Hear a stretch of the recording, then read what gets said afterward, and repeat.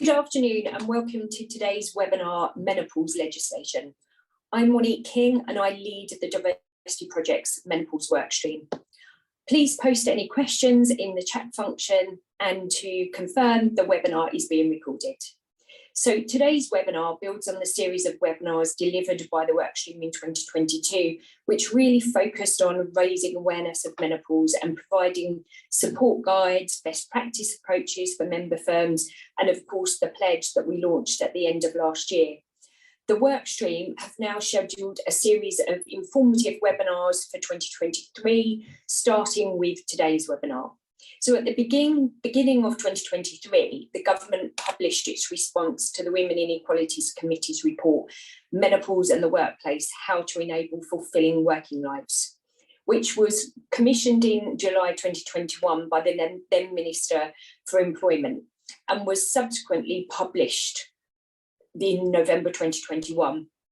The report contained 10 recommendations aimed at bringing about comprehensive change and support for those experiencing menopause in key areas of government policy, employer practice, and wider social and financial change. Despite some of the recommendations being accepted by the government, the main recommendations were actually rejected. One of those recommendations rejected was to make menopause a protected characteristic under the Equality Act. And this was rejected on the basis of unintended consequences, which may inadvertently create new forms of discrimination. For example, discrimination risk towards men suffering from long-term medical conditions. But whilst progress is being made with the establishment of the UK Menopause Task Force, implementation of the HRT prepayment certificate in England, and the appointment of Helen Tomlinson as the menopause employment champion, there's still a long way to go. With women over the age of 50 representing the fastest growing segment of the workforce, it's crucial that we work to retain this talent. As a result, I'm delighted to welcome Ruby Dismore, an employment law partner, who's going to provide an overview of the current menopause legislation from both an employer and employee perspective and discuss some best practice for employers to support their employees. Ruby is recognised as a leader in her field by Chambers UK and has a significant track record in advising, litigating and negotiating on maternity, sex, age and disability discrimination cases. In addition to showing a strong interest in issues facing women at work, including pregnancy, maternity discrimination, equal pay dispute, salary negotiation, sexual harassment, she frequently advises individuals with mental health conditions in relation to disability discrimination and reasonable adjustment disputes. So I think you'd agree she's a perfect person with the correct knowledge and experience to really talk about this subject. So Ruby, over to you. Well, thank you very much, Monique. What a lovely introduction. We'll go on to the next slide and I'll walk through what we're going to cover off today. In the absence of actual sunshine, I've got some lovely, bright, sparkly slides, many of them, hopefully not too many, but we're going to cover off quite a lot in this session. So Monique's going to keep an eye on the clock for me because I could talk about this for hours, as we have already. But I've narrowed it down a little bit. Obviously, it's a big topic, so we need to sort of curtail a few aspects of it. So what I want to talk today about is, obviously, we're going to talk about the menopause. We're going to talk about the broader picture, why we're talking about it and why it's everywhere, I think some people would say, and what's really that's driving that as well. So why we're talking about it. And obviously, I'm here to talk about the legal framework, so I'll do so. There's been a couple of government consultations, as Monique's pointed out. So I'll run through those in brief and let you know where we've arrived at from all those many consultations. She's already let the cat out of the bag a little bit in some of those. Thank you for that. We should have had a spoiler alert. And then, of course, I want to talk about some of the practical measures. It's all well and good talking about the legal framework, but I think we need to get into the nitty-gritty of some of the best practice and things that people can do, both employees and employers. And of course, just to keep the topic live, we need to just reinforce why it matters and why this is a really important topic that employers should be really putting front and center and trying to address, and all the importance around that. And of course, at the end, we'll have some time for questions. So As there's already a chat note there, please do post your questions in the chat note. Okay, so, let's look at the broader picture. I think we all pretty much know this, but I think it's worthwhile just reminding ourselves so that we can understand exactly what the basis is that we're talking about. I've put up here a definition. I'm not going to read it for you. We all pretty much know what menopause is, and also perimenopause. For the purposes of these slides, I will be just using the generic term menopause to cover all postmenopause, perimenopause, and menopause. We know that it's a transition that every woman goes through at a certain age, mostly between the age of 45 and 55. But there are obviously exceptions to that. Some people go through it a lot earlier for a variety of reasons. And of course, there will be hormonal changes that will affect that. There will be operations that affect that. So there will be a whole range of reasons why it's not confined either to women or indeed to the age group of 45 to 55. Next slide, please. Okay, so looks a little bit more complicated than it is actually, but what I wanted to do was really put a focus on menopause. This is not just an employment issue. This is not just a personal issue. This affects women's lives on all fronts, not just work, but also obviously we've also got family interconnections which play into work. We've got health, mental health in particular. There's a lot of parallels between mental health and the menopause in terms of both its surgeons in front and center of people's minds, but also a lot of it overlaps into mental health, and people who are suffering from mental health conditions already are exacerbated by menopause symptoms as well. Likewise with disability, which I'll talk about shortly.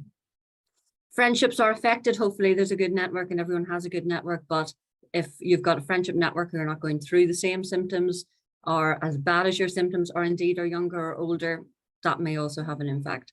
But again, and to reinforce this, we're talking about work, both in terms of the employer perspective, but also employees perspective.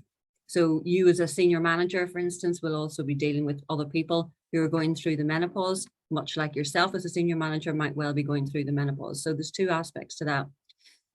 The impact, of course, as we all know, and which has been mostly the talk that's come up in the consultations, is about the impact of the menopause and work, and the fact that a lot of people are leaving, a lot of women are leaving due to the menopause symptoms.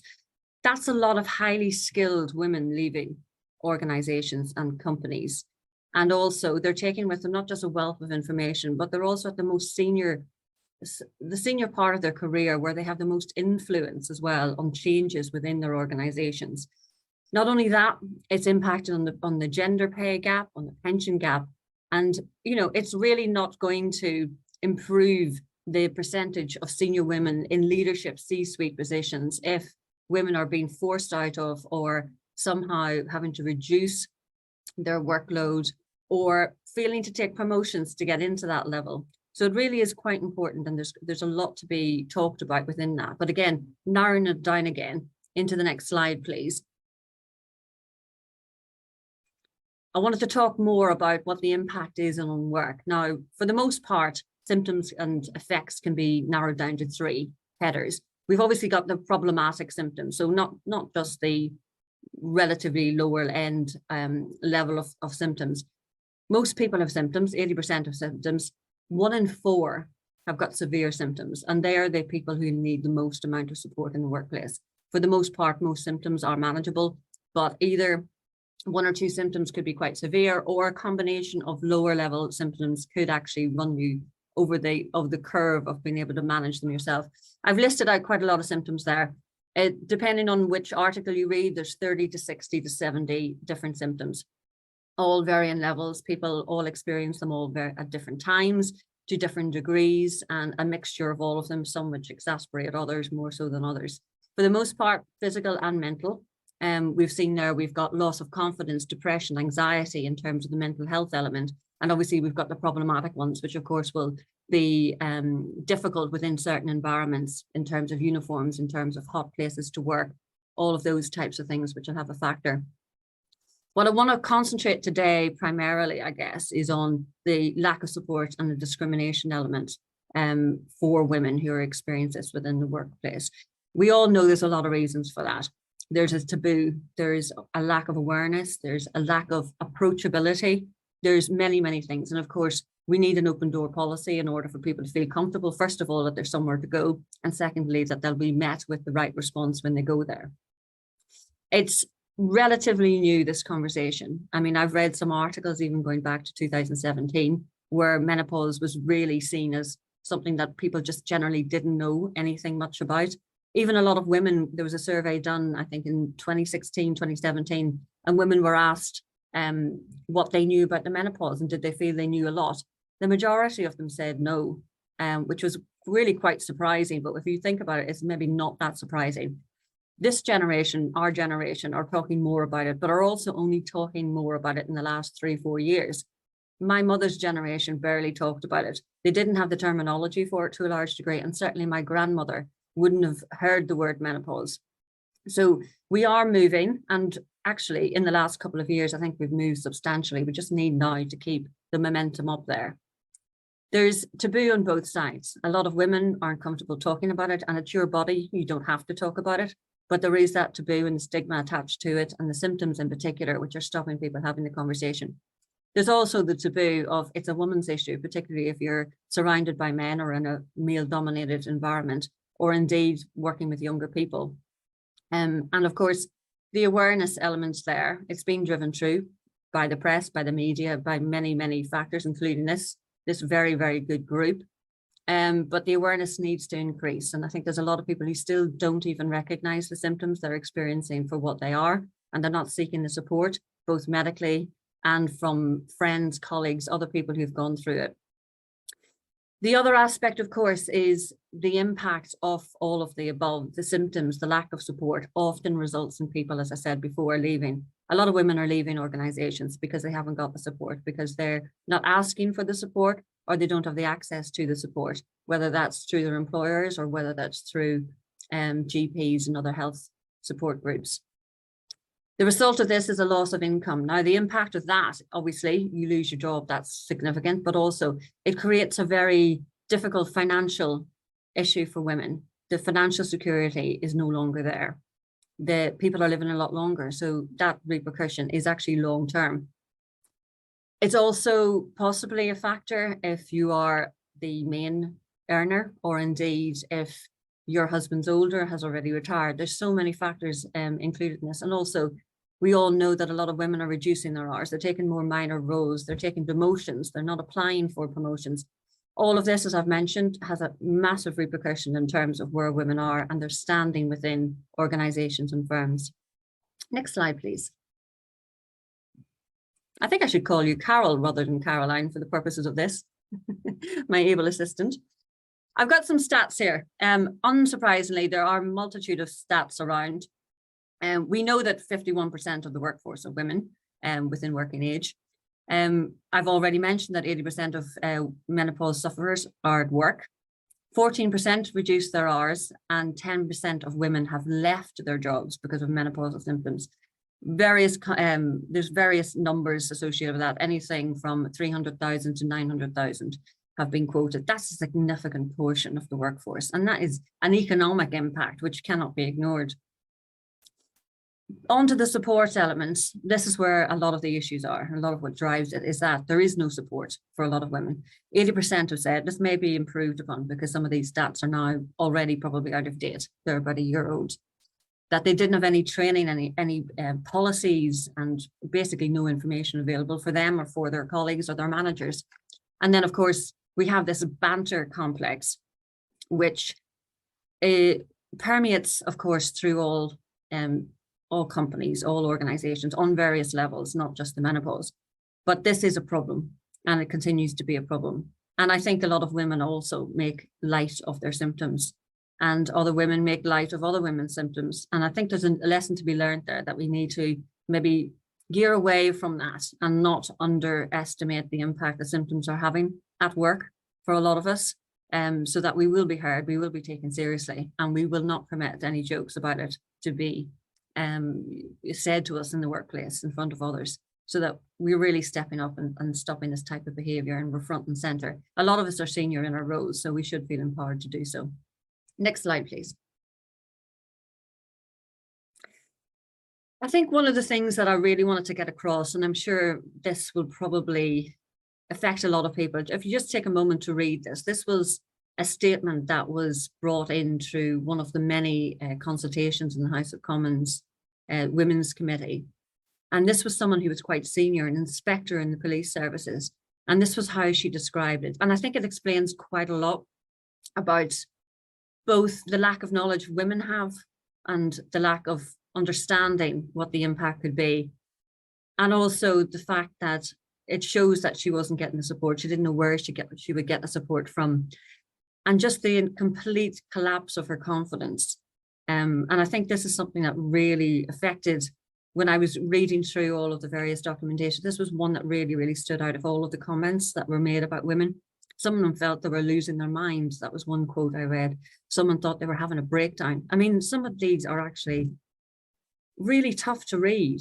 And it's such a shame because some of it can be addressed through medical intervention, some of it through support, and others through the support in their workplace to give them that space to really get their head around what's happening in them, particularly if it sort of hit them like a bolt and they weren't necessarily, I suppose, geared up for it.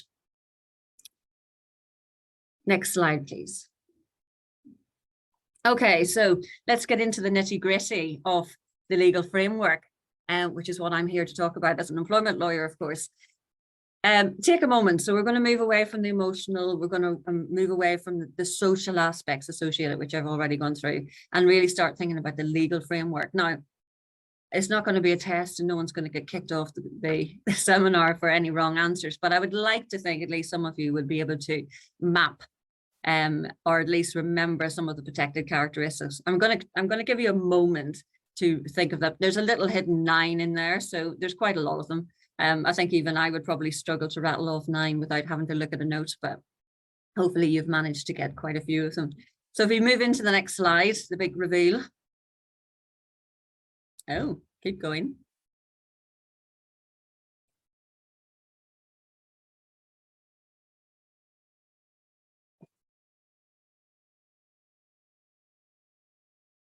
That seemed to have been a very long loading page and out of order as well.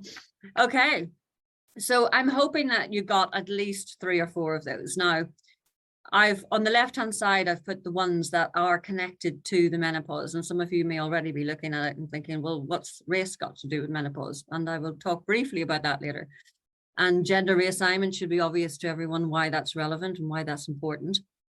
But for the main part of this talk, I'm going to be discussing the top 3, which are the ones that I think most people recognize as being the key discrimination protections that currently exist and which are set out, let's say, to help women. And I'll discuss the limitations of those as well.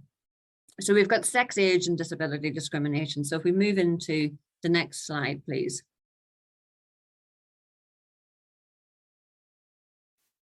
Okay, so we've got sex, age, and disability discrimination. So thinking just about sex and age for the moment, this is a peculiar area. There's a number of different types of discrimination. We know there's direct discrimination and there's indirect discrimination. Direct discrimination is less favorable treatment because of the protected characteristic that you have. So less favorable treatment because of your sex, because you're a woman or a man, less favorable treatment because of your age. One of the key issues, and something that has come out through all of the consultations time and time again, and every lawyer will tell you, is that less than, by its very definition, requires a comparator to whom you are compared to have been treated less favorably to. That's a bit of a long sentence. I'll let you get your head around that. What that means is that for sex, you need to show that you've been treated less favorably than a man. It can be a hypothetical man, it can be an actual man. So you don't necessarily need to point your finger at Pete beside you, but you can say there is a man who would not be treated like me.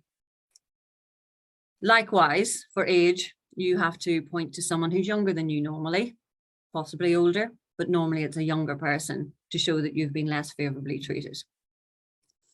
The problem for the comparator for age is that people go through early menopause. So if you say, I'm being treated in this way as a 50-year-old woman because of my age, there's an immediate defense there for an employer to say, well, wait a second, Sarah's 25 and she's going through the menopause and we're treating her exactly the same. The problem is that's your age discrimination claim on very, very shaky grounds. I'm being a little bit simplistic. There are obviously other aspects to this, but I'm just telling you the key issues that are experienced from a legal perspective of some of these claims. So likewise for a sex discrimination claim, normally the arguments are around I am discriminated against as a woman aged 50 who's going through the menopause because I experienced the following symptoms, X, Y, Z. The impact of this is that it's impacted on my capability to do my role, for example. That's discriminatory because the reason why I can't do my role is because I'm suffering these symptoms, and the reason I'm suffering these symptoms are because I'm going through the menopause. Because menopause is not a protected characteristic, you can't apply the menopause as a factor. So really, your employer is left with the option to say, well, Jim is the same age as you. He also has been suffering health issues, symptoms similar to yours, and we have treated him exactly the same as you. He has gone through a performance process, he has been dismissed, or he's in a PIP or whatever. That also dispenses with your sex discrimination claim for the same reasons.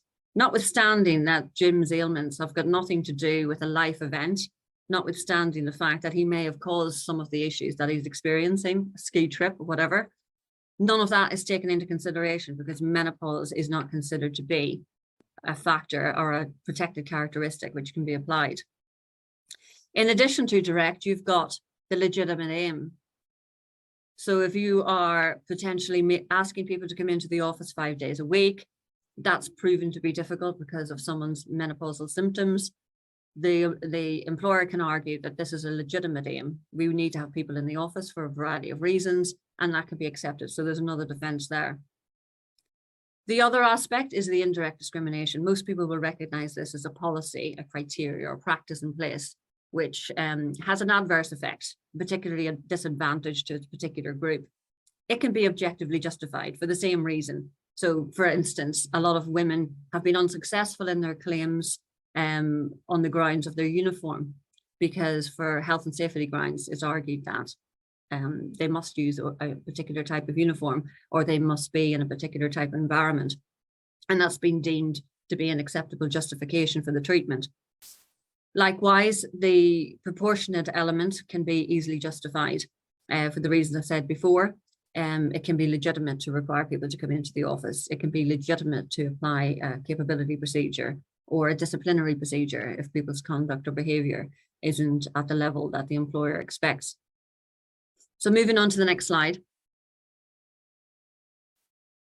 Disability discrimination, that's where a lot of women end up making their claim. For the reasons I've said before, sex and age discrimination are difficult. They're often pleaded alongside of, but disability discrimination is where most lawyers will try to shoehorn a claim into.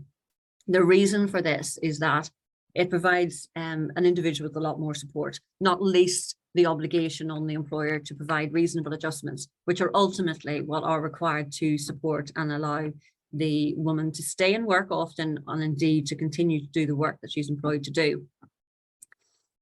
The problem with disability discrimination, there's multiple reasons, some of which are, I'm perimenopausal. I do not believe I am disabled because of it. And that's a big issue for me. There is a stigma attached to being disabled. I just happen to think a life event, and I think a lot of people agree, a life event is not a disability. It's a life event. It happens to have certain symptoms attached to it, which make life a lot more difficult at times, but I don't believe I'm disabled. But if I need to, currently within the legal framework, argue a strong case, I need to be able to establish a disability. And to do so, it has to be a mental or physical impairment, which has a substantial adverse effect on my ability to carry out normal day-to-day activities. That's an extremely high bar, and that's where a lot of these claims have failed. And unfortunately, when we're advising clients, we also tell them that that is a high bar, and you will need a lot of medical evidence to show that. Now, that's medical evidence that, again, a lot of women aren't particularly comfortable disclosing. That's a lot of personal information for a life event, as opposed to a disability that they're being asked to share. There are aspects to disability, of course. We have to show that's because of the disability. An employer, of course, can argue that it's got nothing to do with the disability. It's to do with the performance, it's to do with the conduct, etc., or some other reason for why the person's been treated the way they are. Interestingly, HRT and other measures to manage the symptoms are disregarded in disability, which is actually quite a good thing for anyone going through this particular argument. And also you've got arising out of disability. Now that's an area of law that is pretty much misconstrued and misunderstood by a large amount of people. Often, particularly if we're arguing a mental health disability, it'll take the form of somebody, perhaps their conduct being a little untoward, aggressive behaviors, things like that. That can be argued to be arising out of disability. So as running a parallel, it could be that someone who hasn't slept properly for months is rather irritable, and maybe that comes out in the form of a meeting or in their conversations with colleagues. So that's where the arising out of disability would come into play. And as I mentioned before, the key golden nugget in the disability discrimination claim is the reasonable adjustment, because that's ultimately what we're looking for. Next slide, please. Some of the discrimination claims that have been successful, some of them beggar belief in the fact that they even had to go that far before they weren't just settled.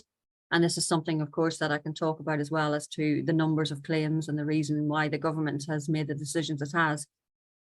We had one case where the manager, the male manager, now we could have some sympathy with him because he may not know an awful lot about the menopause, but he used his wife's experiences of the menopause to gauge whether or not this particular employee was affected met the threshold for disability or further support, and decided not.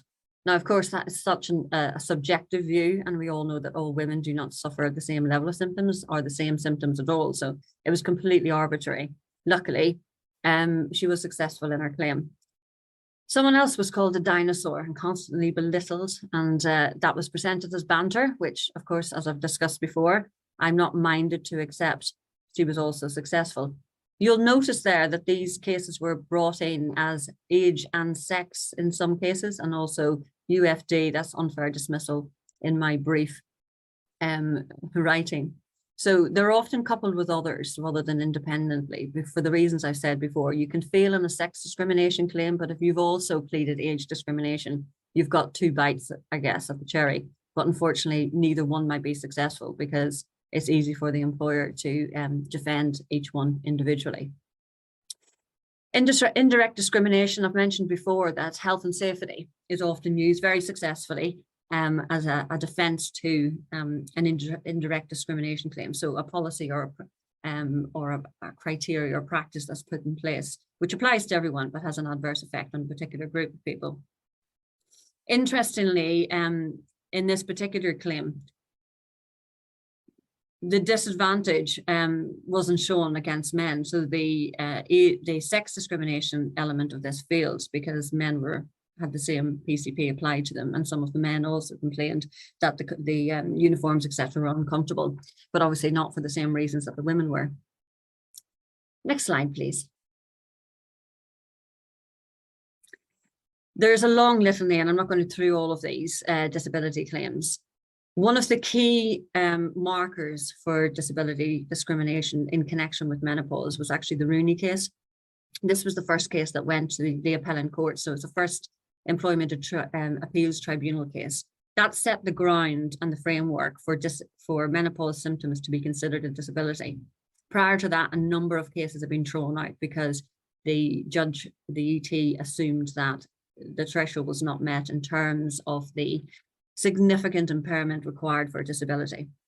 So the EAT opened the door for symptoms, particularly rather persistent or problematic symptoms, to be considered at the very least as a potential disability. There were therefore a litany of different claims that came through. We've got somebody whose sensitivity to heat, which was medically shown to be connected to menopause. You also had someone who was confused through disorientation due to lack of sleep, insomnia, what have you, and they were also held to be disabled, and the unfair dismissal was likewise found to be the case as well. And then, of course, you've got other people, night sweats prompted by exhaustion, people who are going through performance processes, etc. Interestingly, working nights was not seen as a normal day-to-day activity. So this is another level of threshold that you have to get through. What is your normal activity, normal day-to-day activity? I mean, the law is quite harsh at times, depending on what type of role that you do and the type of work that you engage in. Many thanks. Next slide, please. Thank you. Now, I don't want to gloss too much over the other aspects that we need to be considering when thinking about menopause within the legislation framework. We've talked very briefly about gender reassignment. We all know that menopause can affect trans women for either due to hormonal changes or who are still producing testosterone, etc. Interestingly, there's a lot more information coming through. Likewise, there is with race as well. There's a number of studies taking place at the moment to see whether or not the menopause affects people from different ethnic minorities differently. There's some surveys that suggest that Black women start the menopause earlier. There's a lot more studies to be done. There's nothing definitive at the moment, but I think that's something to keep an eye on, because that's a potential another protected characteristic that could be also mapped into menopause type claims. A lot of the claims that we've seen, of course, are really harassment claims. So we've got the dinosaur comment, that's clearly harassment. And the interesting aspect of that was that this was a one-off comment made, which is very relatively rare in harassment, that there was a one-off comment that was successful for establishing harassment. Victimization, of course, as is always the case with discrimination claims, if someone has raised a protected characteristic and they're subsequently treated to a detriment, they've got protections under victimization. And of course, this is something which I was surprised to see so much time dedicated in all the various government consultation papers around health and safety. In fact, some of them started with this discussion around health and safety at work and whether or not the HSE should be tasked with writing up guidance and what have you on menopause. So it's an interesting one to keep in mind. I've never heard of anyone arguing a menopause case through that particular route outside of employment tribunals. And we can talk about that a little bit more if anyone does want to talk about it. But for me, I'm putting that aside as a relatively minor aspect to consider. Next slide, please. So does it fit? No. I'm just going to come out with no, because I don't think there's a single lawyer in the country who would disagree with that. For all the reasons I've already gone through, it's a shoehorn. None of them sit right, and none of them are capable of being undefended, let's put it that way. You'll see the interlap, there's an overlap. So the two arguments, of course, that have been raised, one to create menopause as its own protected characteristic, or separately to activate the dual protection provisions which already exist in the Equality Act, which would allow for this overlap that hopefully is coming through on that diagram. Next slide, please. So the conversation, as I said before, it's heated up, forgive the pun, for the last couple of years. It has been talked about, but I think primarily the biggest amount of talk has been probably within the last 5 years ago. There was research, I've listed here some, not all of them, very far from it, some of the key consultations that have taken place over the last few years. So we've had various surveys done. The government's well aware of the impact of women leaving work early due to menopause. And of course, there's been task force established. Obviously, COVID kicked in, and hence there's a bit of a lapse in time between some of the activities, and it's probably slowed down a little bit. But I think there's a momentum still being pushed forward, and hopefully the task force that has been established will continue to do so. And obviously the Women's Inequality Commission and various other groups that are tasked with trying to resolve some of the issues women face will continue to push through a lot of changes. So we know that the government has responded to the report of last year. As I said, Monique has let the cat out of the bag in terms of some of that. So we'll move on to the next slide. There was a number of different, I think there was 10 recommendations in all, not all of them specifically relevant to the employment arena. Some of them were to do with GPs, some of them to do with public service, etc. So the key ones that are relevant to the employment legislation, employment framework are these. The recommendation for an ambassador, agreed in principle, but in my view, much downgraded to a champion. There was supposed to be a 6-month reporting period to show what endeavours had been progressed and what improvements have been put in place. This is now not mandatory and seems to be something that will probably fall down to nice to have. Menopause policies. Again, it was requested that they should be mandatory, that they should be at least considered. And that included everything from looking at sickness leave, looking at flexible working policies, potentially setting up a distinct menopause policy, revising capability policies, conduct policies, etc., to take into account the impact of menopause. Also, there was a menopause leave policy where it's been deemed not necessary. And I think it was cited that there's a well-being of women pledge, which the government seemed to think would be sufficient. I disagree. I think a menopause leave policy, or even other measures such as an at-life or life event leave policy, which is more general. Anyone who's suffering from the menopause can activate it, but also it can be used for anything from surrogacy to bereavement or whatever else that an employee may need it for, without having to explain too much as to the reasons why they need the time off. The government has brought in the flexible working provision, but I think that's a bit of a red herring because that's already existed. Most of the women who are leaving work have already been working for a period of time that allowed them to already access that particular right. It is just a request. It can be refused for the same grounds it always could be, albeit a little bit faster. They've reduced the time frame for a response. But I don't think that really goes anywhere close to far enough to address the problem. The guidance I mentioned before from the Health and Safety Executive, it's been accepted in part. I don't know, I just don't feel personally, if anybody's first point of call to work out what they should be doing with the menopause is going to be the Health and Safety Executive, possibly the Human Rights Commission, but it remains to be seen. I mean, I think a lot of that information is already floating around. ACAS certainly have got some information. I don't think it's going to do it. I think it's a good thing to have. It's a nice referral point, but I don't think it's going to drive much change. The key bits that I want to talk about: enacting dual discrimination. We mentioned before in the last slide the overlap between sex and age, between disability and age, and all of the other protected characteristics that already exist. Had the government activated the dual discrimination, it would have really given a bolt on to the strength of any of those individual claims, because they would be considered in conjunction as opposed to separately, which is currently the situation. So if you fail on age, all of the age argument goes out the window. You then rely solely on sex. And if you can't establish that, that's it. Whereas with the dual discrimination, you can apply both age and sex. So you can have a woman who is 45, 55, 60, whatever, and both those aspects can be considered. So it strengthens and bolsters the potential success rate of the claim. As we know, the protected characteristic, the request was just to consult on it, and now having consulted on it, they've decided no.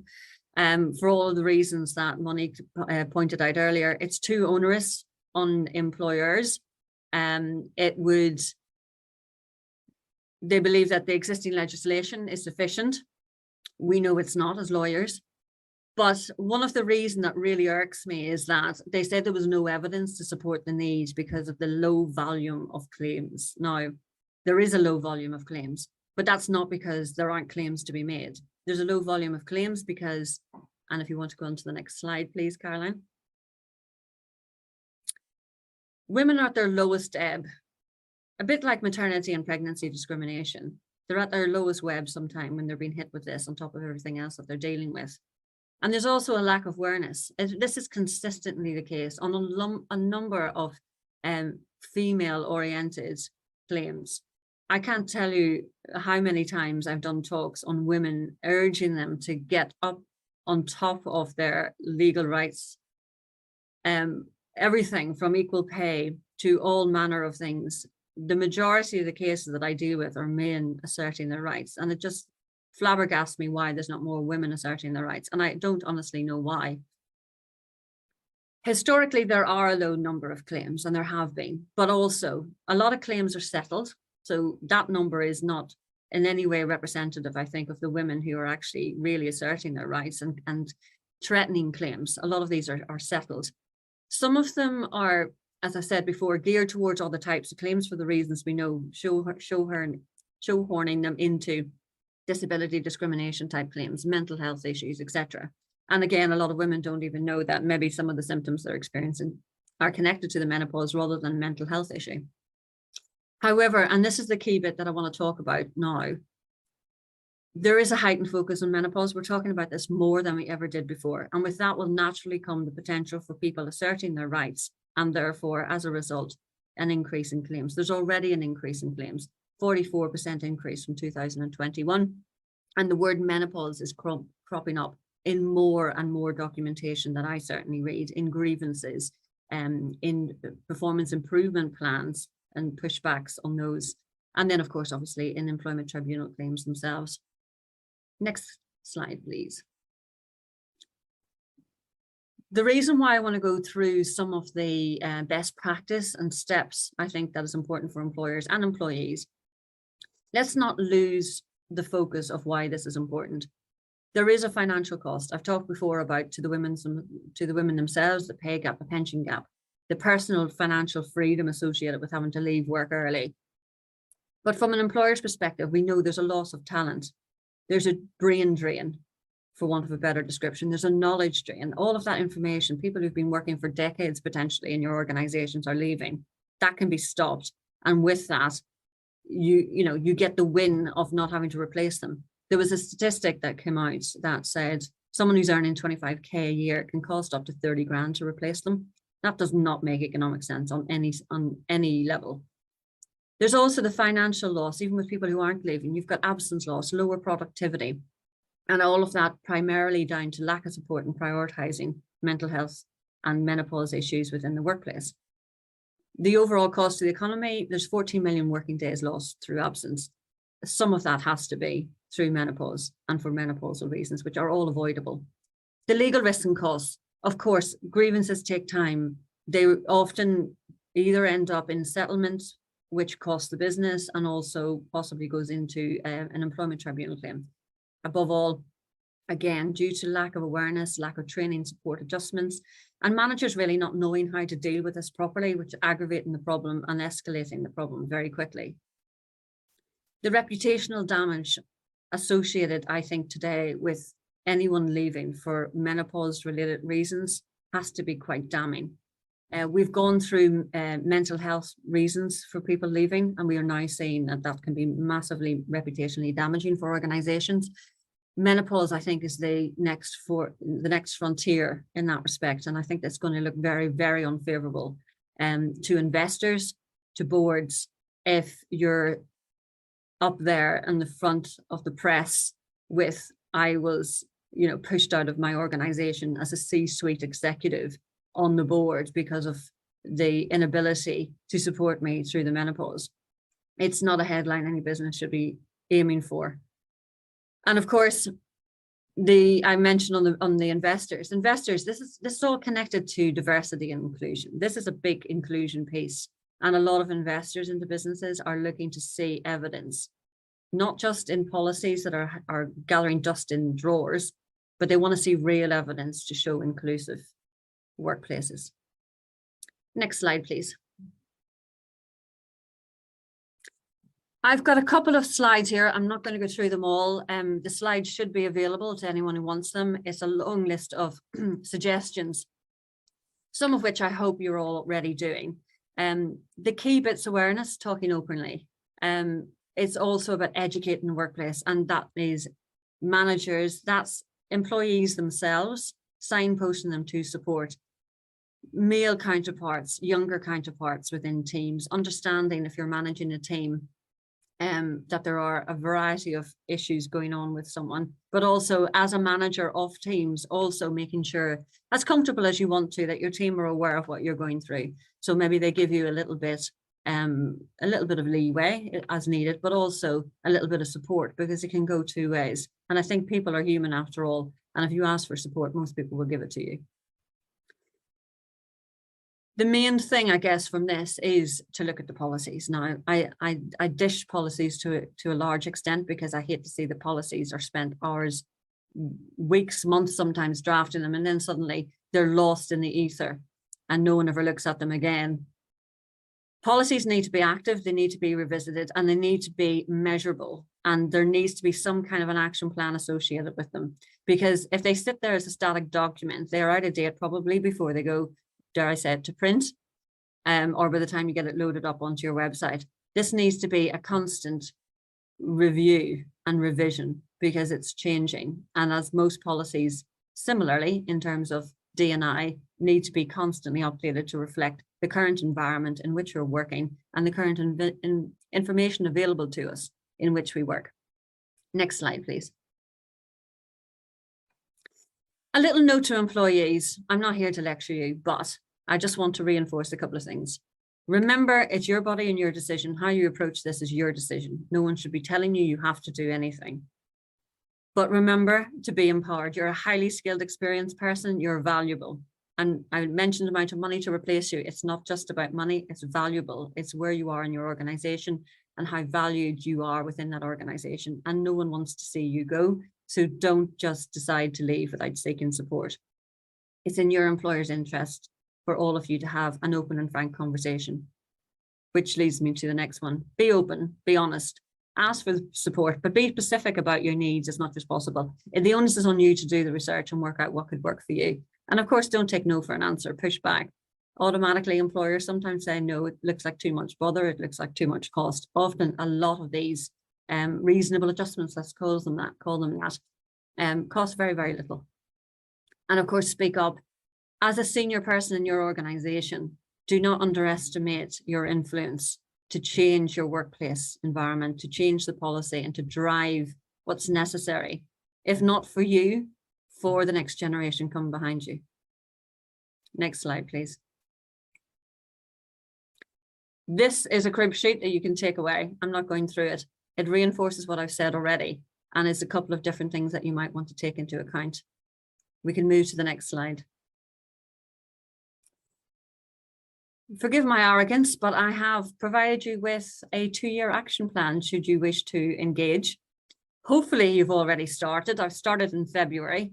I think if you haven't got on board with the awareness, support and training and planning, you're already behind the curve. You need to get up to speed and get up to speed quickly. You should now be already thinking about loading up access to information. And towards the end of the year, you should be rolling out updated policies. There's no excuse. There's plenty of time in between these tasks. And then, of course, next year, I think we really need to get into the nitty-gritty, roll out mandatory training, implement, not just talk about workplace adjustments. And then you may want to also consider providing free occupational health support, update your private medical insurance, which sometimes does not cover menopause. So have a look at that and maybe shop around. And then, of course, some people are offering to pay prescriptions for HRT and other support. So that's something you might want to be having a conversation with as a lovely benefit that you can advertise and will only get you brownie points. Next slide, please. To sum up, why is important? It's about the money, of course it is. It's about the people, of course it is. There is a risk, there is a time and there's an effort, but it will be worthwhile. So if you wanted to just bring that to your boards, flag that in front of your senior managers, I think that should probably explain all they need to know as to why this is important. Next slide, please. And there we have it.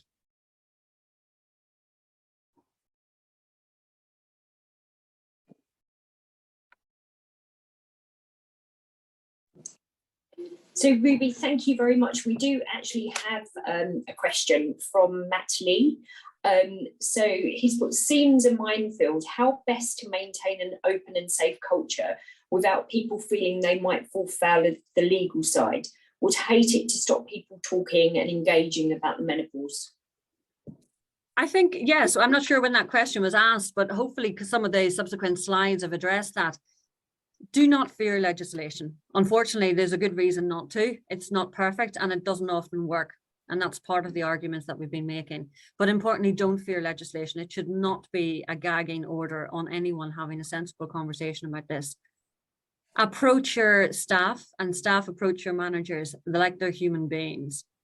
Everyone wants to support other people. I mean, that's the starting position. I think we need to be human about this. No one goes and asks for support without needing support, and no one should be turning down support that is relatively easy for them to give. The minefield could be around the terminology. I'm not quite sure if you mean by that, but be careful of the terminology and be considerate. I mean, dinosaur, who in the right mind says that in the workplace? But, you know, there's age consideration. Some people are very, let's say, fragile around this time.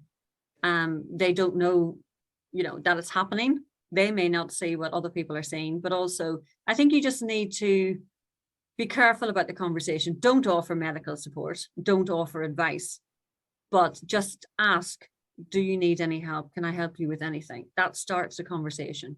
And I think that's the best way to deal with it. There's no one size fits all. I can't give you a crib sheet of how to address the question and how to start the conversation, but just be sensible about it and just be sympathetic and mindful. And I have a question. Obviously, I've been doing a lot of work on menopause with the Diversity Project, and we've looked at different types of menopause and the different challenges that people face going through menopause, such as the trans community. Now, that's something that's being obviously debated quite heavily at the moment. What would your kind of recommendation be, to discuss that as a menopause topic or more in a trans topic? I would say treat it as a health topic. I think, you know, all of these issues are within the health arena, and I think that's the safest way to have the conversation. You know, what are the implications of your health on your transition? What is the implications of your health because of your age, because of your sex? I think if we frame this as a health question, then I think that's how you engage people. I'm not one for compartmentalizing these questions for the reasons I've said before. There's a lot of overlap between different aspects, particularly in the legal sphere, but also just in the social sphere. We can't distinguish age from sex, from gender reassignment, from race, from even religion to a degree with these conversations. I think we need to address it as a health conversation. How are you? How is your health? What health implications have you or are you experiencing? How can I help? And obviously, as I mentioned at the beginning, there's still a lot to do. We've come a long way. You know, we're having those discussions. We've got statistics now. It's kind of acknowledged. If there was one thing that you could request all employers do, and for our DP members, they're wanting to do something. We've obviously got the pledge, which lists out, you know, policies. But if there was one thing that you could request all employers to do, what would it be? I think a menopause champion in the organization is a good focal point. It shows visibility, it shows employees that you care, and is a central base whereby a lot of the other needs will be addressed from. So that person can champion getting policies updated and implemented, can challenge and implement reasonable adjustment conversations that are being had and push back. So I think if you assign a champion, I think it looks good in terms of showing that it's important enough for someone. It could be somebody you hire in, it could be somebody who's willing to step up to that. But of course, allow them the time to do the job effectively. Don't bolt it on to their existing full-time role. So just be careful about that. The previous page that I didn't go through in detail, the crib sheet, as I referred to it as, have a look at that. There's a lot of things in there that can be utilized. But I think if you've got a champion who's going to push this through, and I mean a senior level champion, someone who is going to be the face of the organization for this particular area. So a menopause champion or sponsor in your organization to drive up awareness and to really push through all of the initiatives that are needed really to make the change. Then can you show the crib sheet page again, please? Caroline, are you able to put that up for us, please? The second or third from the end, I believe. If it's not possible to put it back up, we can share the crib sheet. and we can put the deck on the DP site under menopause, and obviously the webinar is being recorded as well, and that will be posted onto the DP website as well, so you can access that. Perfect. Well, thank you all very much for joining. Ruby, up, perfect. It's coming on. Keep going. There we go.